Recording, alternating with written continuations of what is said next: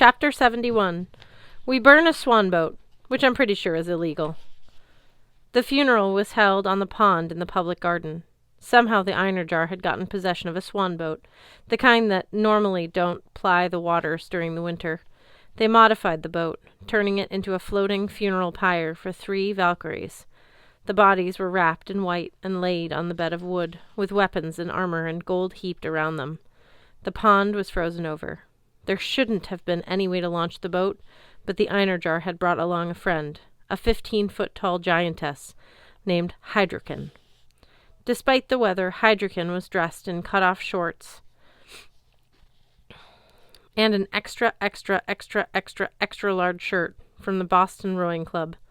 Before the ceremony, she stomped barefoot all over the pond, breaking the ice and scaring the ducks.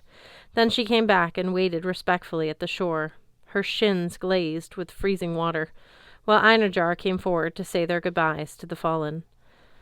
Many left weapons, coins, and other keepsakes on the funeral pyres. Some spoke about how Gunilla, Margaret, or Irene had been responsible for bringing them to Valhalla. Finally, Helgi lit the fire. Hydrokin pushed the boat into the pond. There were no pedestrians in the public garden. Maybe magic kept them away. If any had been around, maybe some glamour would have kept them from seeing the crowd of undead warriors watching a ship burn. My eyes drifted to the spot under the bridge where 2 weeks ago I'd been alive, homeless, and miserable. Only now could I admit how terrified I'd felt all the time. The boat roared into a column of fire, obscuring the bodies of the Valkyries. Then the flames vanished as if somebody had turned off the gas, leaving no trace of the boat, just a steaming circle in the pond. Mourners turned and drifted through the park, heading toward the Hotel Valhalla on Beacon Street. TJ gripped my shoulder. "You comin', Magnus?" "In a bit."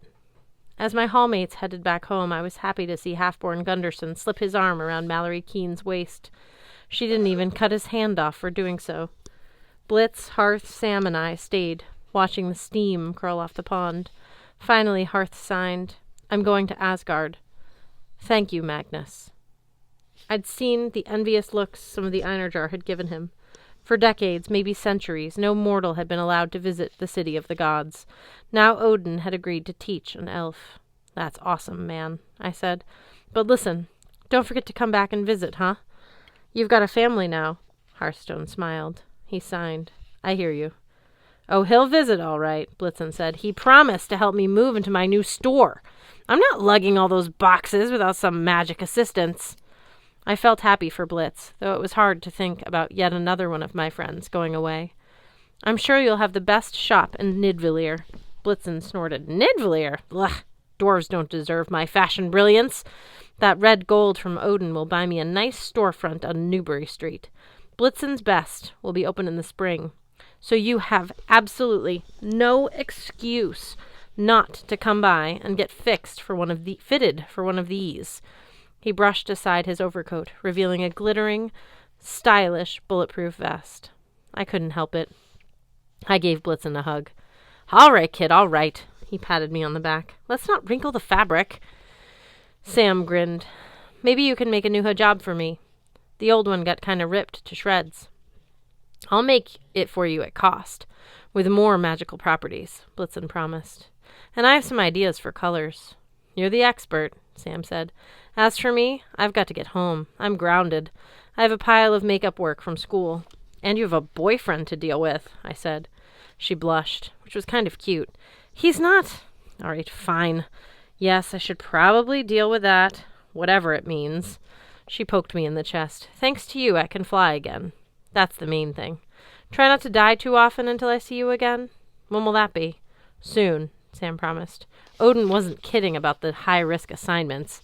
The good news is, she put a finger to her lips, I can now pick my own strike force. So all of you, consider yourselves warned. I wanted to hug her, to tell her how much I appreciated everything she'd done, but I knew Sam wouldn't be comfortable with that. I settled for a smile. "Anytime, Albabas. Now that Odin has given us permission to travel the worlds, maybe I can come visit you in Dorchester." "That," she said, "is a truly mortifying idea. My grandparents would kill me. Amir would. Okay, geez, I said. Just remember, you're not in this alone. Noted. She bumped me with her elbow. And what about you, Magnus? Back to Valhalla for the feast? Your hallmates have been singing your praises. I even heard a few Valkyries speculating that you might be a Thane one of these centuries. I smiled, but I wasn't ready to think about one of these centuries. I gazed across the public garden. A taxi was just pulling up in front of the Cheers bar on the corner of Beacon and Brimmer. The ceramic jar weighed heavily inside my winter coat. First, I have an appointment, I said. I have to keep a promise. I said goodbye to my friends. Then I went to meet my cousin.